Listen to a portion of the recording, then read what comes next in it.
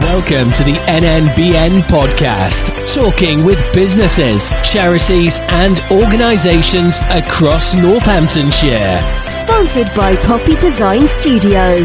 Find us at poppydesignstudio.com.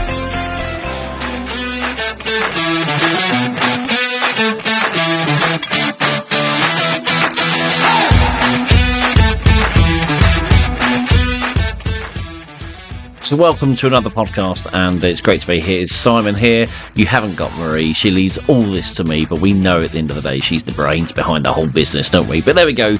This is my chance to express myself, get a chance to talk to people locally about what's going on, help them get their message out there, and I thoroughly enjoy it as well. So if you would like to be here on the podcast channel, please do get in contact with us, hello@nnbn.co.uk, or maybe pick up the phone and call us 01536 6483 83, and we'll get you on the podcast and talk to you about what you get up to.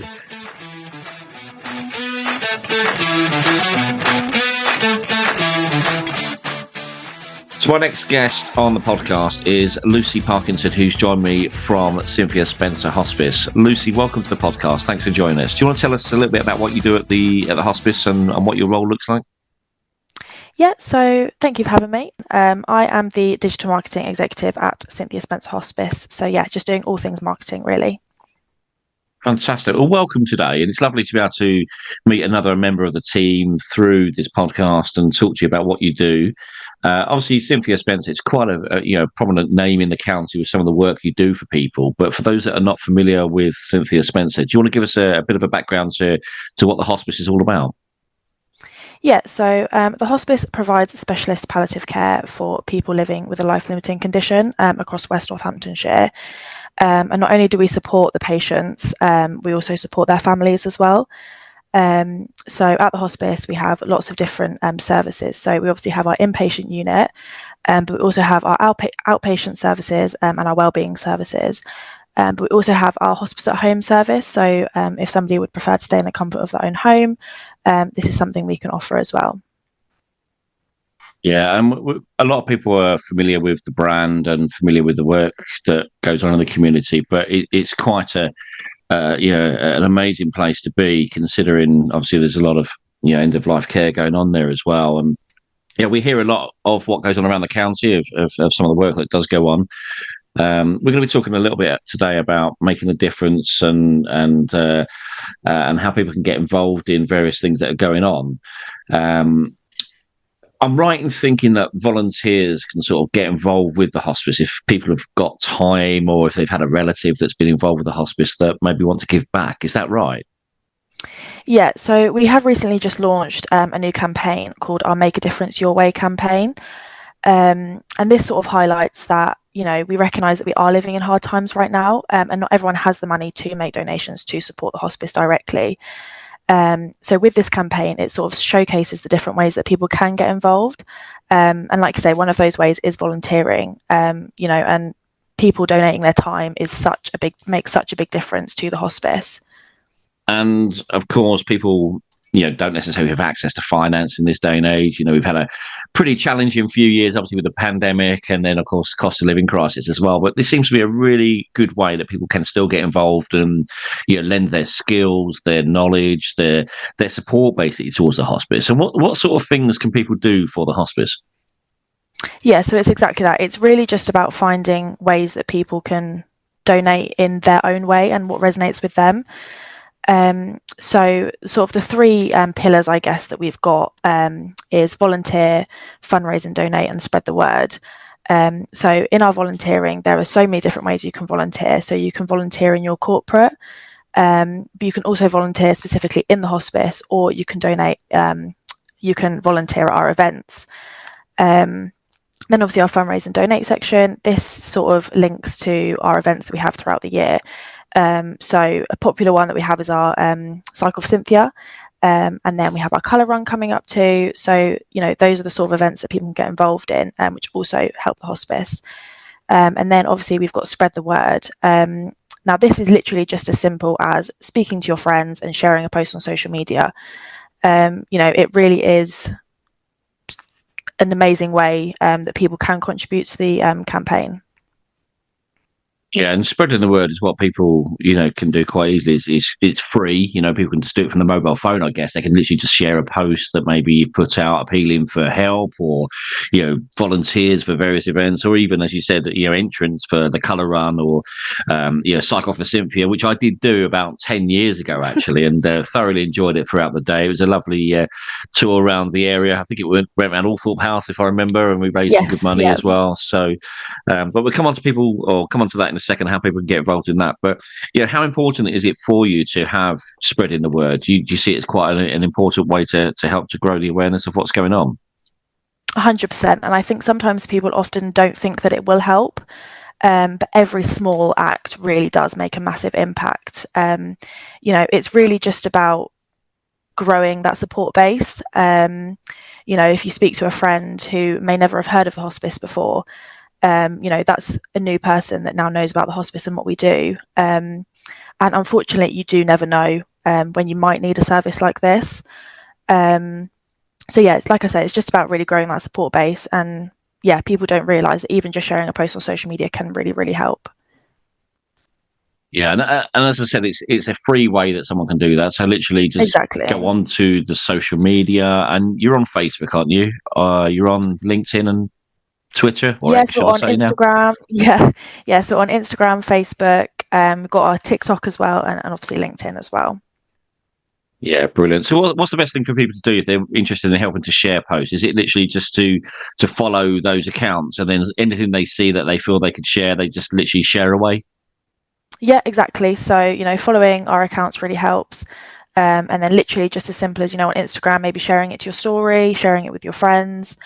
Like I say, really, really easy way to sort of get that message out there. Yeah, brilliant. I think it's a great campaign, without doubt. I mean, Make a Difference Your Way campaign. It's giving people opportunity to do what they can do within their resources, within their time, within their financial constraints, maybe as well. But talk about the events, because you said about volunteers for events. What sort of events are you looking for volunteers for? So we have so many different events throughout the year, and we can never have too many volunteers. So we have obviously our colour run coming up in the summer, which is always loved by everybody. So we have our paint stations. So we're always looking for volunteers to basically throw paint at people. And obviously we have our Cycle for Cynthia as well. So, there's always an area for volunteers there with registrations, welcoming people, the setup. And just like I say, volunteering is such an amazing way to donate your time. Yeah, absolutely. And I know from various people that do volunteer their time, the feeling of being involved and playing a part and playing a role is so amazing. We did some tree planting a couple of weeks ago, and just from planting trees voluntary, it was an amazing thing to know that we'd actually added value to the community of where we planted those trees. But when you're obviously involved in a fundraising event, which is raising money for the hospice, which is caring for people that are going through various things in their lives, it's a tremendous thing. And I can't think of anything much better than actually throwing paint at people, actually. And as a voluntary role, it's very rare you can get away with this in the public in the day-to-day life. So why not get involved with the event and actually throw paint at people? But and talk to you about volunteering for the Cycle for Cynthia. Is this like marshals and things that you're looking for as well? Yeah, so there's marshals, like I say, welcoming people, registration tents, making sure everyone's signed in, everyone's got their numbers, everyone's in the right place. And then obviously our pit stops as well, having people at the pit stops, cheering people on, just really creating that great atmosphere at the event. Talk to me about how businesses could get involved, because obviously businesses have got staff, they've got teams of people in their business. Is there something that the hospice is open to working with local businesses that may be able to donate their time as like give an hour back into the hospice or something like that? Yeah, 100%. So at the actual hospice, we have the Woodlands, and we have our amazing lead gardener, Jeanette, who always is looking for volunteers to help her keep the gardens looking lovely for the patients. So sometimes corporates will go in, literally, like you say, just for an hour, just to help make the gardens look lovely, to keep the patients happy when they look out their windows. And like you say, it really just is an hour give back to the hospice. So this helps hospice, but not in turn as well. It also helps corporates with their team building. And like you say, it really is just that feel-good factor. Why should people get involved in some of the things that you have got? Because volunteering is an amazing thing to do, as we said. But why should people actually get involved with you guys? Yeah, so this year alone, we need to raise £2.2 million just to carry on providing our services. And like I say, it really is that specialist palliative care that we can provide patients and their families with. It's little things in the hospice, like the drinks trolley, creating birthdays and parties, and just making people feel really at home there and helping them to just live every moment that they have. And obviously that is quite a lot of money, but even just, fundraising with events, donating at events, volunteering at events, and even just spreading the word all helps towards raising that. It's hard work, especially £2.2 million in, you say, a year that's got to be raised. Yes, yeah. Yeah, that doesn't come easy, does it? So No, I can it really see doesn't. why skills and why volunteers being able to help and get involved with some of the events you've got on will be amazing. So if people do want to sort of give some time or resources or their skills to you, can they get involved with you from working from home sort of thing, or do they need to come into the hospice? What works for you guys? Well, like I say, even just sharing a post on social media, you can do that from the comfort of your own home. But typically volunteering obviously is normally either in the hospice or in our fundraising team, or like I say, at the events. So yeah, typically it would be sort of showing up to the hospice or events. But like I say, there is something for everybody, and it's really just about making a difference your way and what resonates with you. So if that is something that you can do from home, amazing. Whatever anyone can do, it really, really does make a big impact. Yeah, well, while we've been talking, I've been looking at some of the events. So you've got the colour run taking place this year, which, if anyone is not familiar with it, it's a 5K run, and it's taking place at Overstone Park. Is that right? 2nd of June? Yes, it is. Yeah. Yes, that's it. I'm looking at the photographs on the website, and there's some people enjoying themselves covered in paint. So I can imagine, as I said, throwing paint at people, being able to get away with it. That's what you need to do if everyone's listening and sort of think, I need to do something and get out and volunteer. I can see for the website, online entries close on the 29th of May at midnight. There's also telephone entries as well, but you're also accepting entries on the day, on the 2nd of June. So if people do want to take part, the best place they can go to is the website and find out, or look on the social media. Yeah, that's it. Yeah, so cynthiaspencer.org.uk is the best place to find everything. And the Cycle for Cynthia, is that September time again this year? It is, yes. Yeah, as I said, having done it a couple of years ago, I think I cycled 25 kilometres. Would that be about right? I'm going back a few years now. Yeah, no, that's about right. Yep. Yeah, I'm sure I did cycle 25, because am I right in thinking there's different lengths that you can cycle on the cycle? Yeah, so this year we've got 25, 50 and 70. So yeah, we've recently added the 70 this year for our more keen cyclists. So I can assure you it was the 25. Yeah. I can definitely assure you it was the 25 kilometres I did. Took the easy option. But if people, again, want to get involved with that, if there's businesses out there that are looking to do a team building exercise, raise money for the charity, raise money for the hospice and get involved, then do have a look at the cycle for Cynthia taking place in September at the Cynthia Spencer Hospice website. Lucy, really do appreciate your time. Really do appreciate getting together. Keep up the good work. It is hard work, we know, and obviously to raise £2.2 million inside a year is no mean feat. That hopefully collectively, people can come together, play their part, and make a difference. Your Way campaign is a way that you could do it. So do get in contact with Lucy. What's the best way for? Well, actually, it's not only you, is it? It's the team, is it? What's the best way for people to get in contact with you?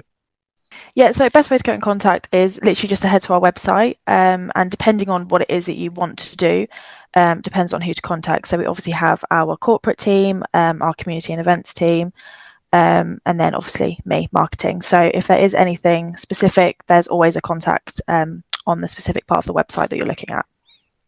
Brilliant. Well, thanks for joining us. It's cynthiaspencer.org.uk is the website. Do go and have a look. Do find the contact page. Contact the team down at the hospice. And go and do your bit, people. I think we all need to do more. And hopefully we'll see some people getting involved having listened to this podcast. But Lucy, thanks for joining us. Brilliant. Thank you so much.